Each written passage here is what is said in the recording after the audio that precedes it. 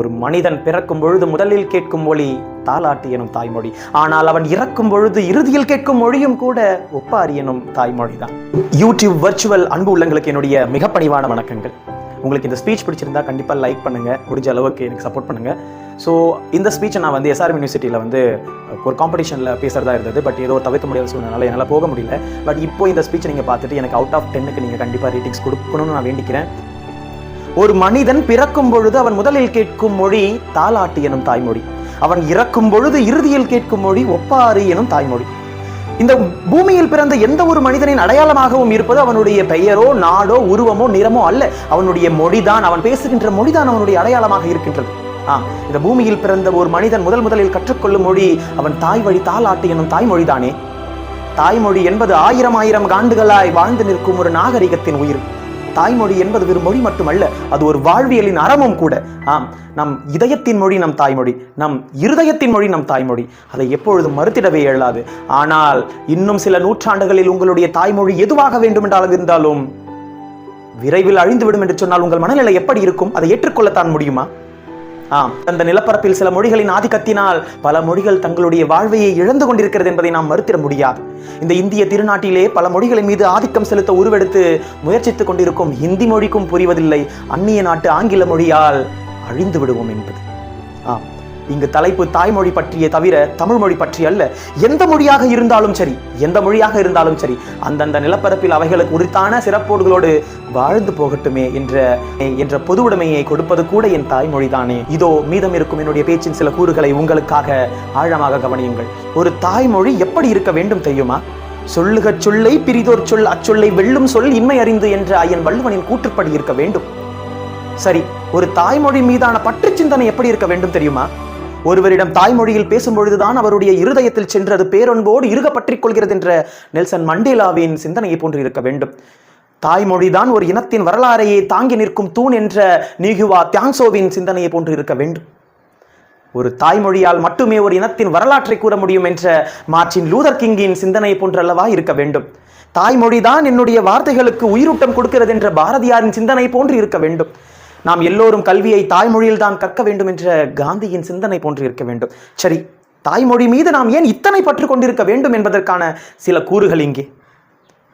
மொழிகள் வெறும் தொடர்புகளை மட்டுமே ஏற்படுத்தும். ஆனால் நம்முடைய கண்ணீர்களையும் வார்த்தைகளையும் உயிராக மாற்றும் வல்லமை நம் தாய்மொழிக்கு மட்டும்தானே உரித்தானது. தாய்மொழி வெறும் வார்த்தைகள் மட்டுமல்ல, அவை ஒரு இனத்தின் பண்பாடு, ஒரு இனத்தின் கலாச்சாரம், ஒரு இனத்தின் நாகரிகமும் கூட.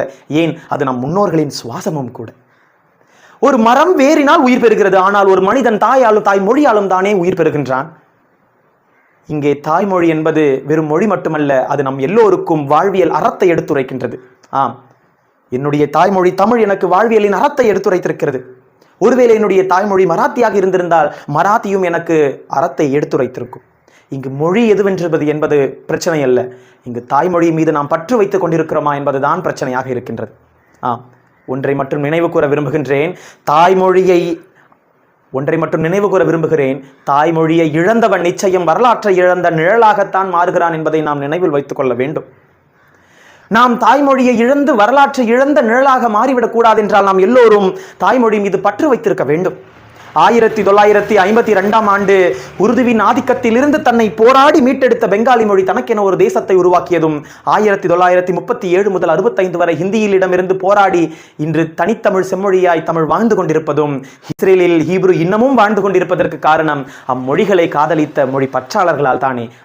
நாமும் மொழி பற்றாளர்களாக இருந்தால் நம் மொழியை நாம் நிச்சயம் காத்திட முடியும். மொழி பற்று எப்படி இருக்க வேண்டும் தெரியுமா?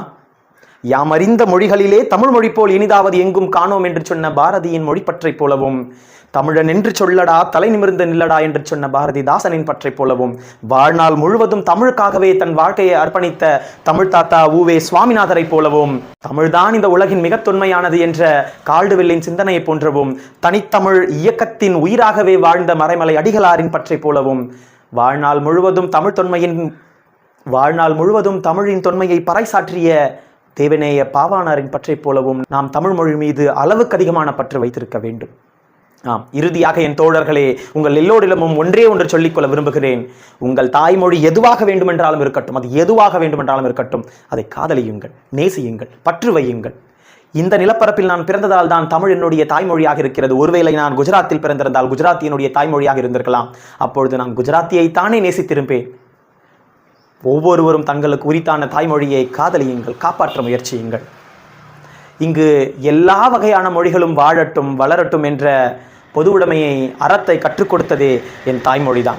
என் தாய்மொழி என்றாலே அது தமிழ்தான். நம் தாய்மொழி என்றாலும் அது தமிழ்தான். வாழட்டும் நம் தாய்மொழி, வாழட்டும் நம் தாய்மொழி, வாழட்டும் மற்றவர்களின் தாய்மொழியும். ஒரு மனிதன் பிறக்கும் பொழுது முதலில் கேட்கும் மொழி தாலாட்டு எனும் தாய்மொழி. ஆனால் அவன் இறக்கும் பொழுது இறுதியில் கேட்கும் மொழியும் கூட ஒப்பாரி எனும் தாய்மொழிதான். மொழிப்பற்றுடன் இருப்போம். நன்றி. மொழிப்பற்றுடன் இருப்போம். மொழியை காப்போம். நன்றி.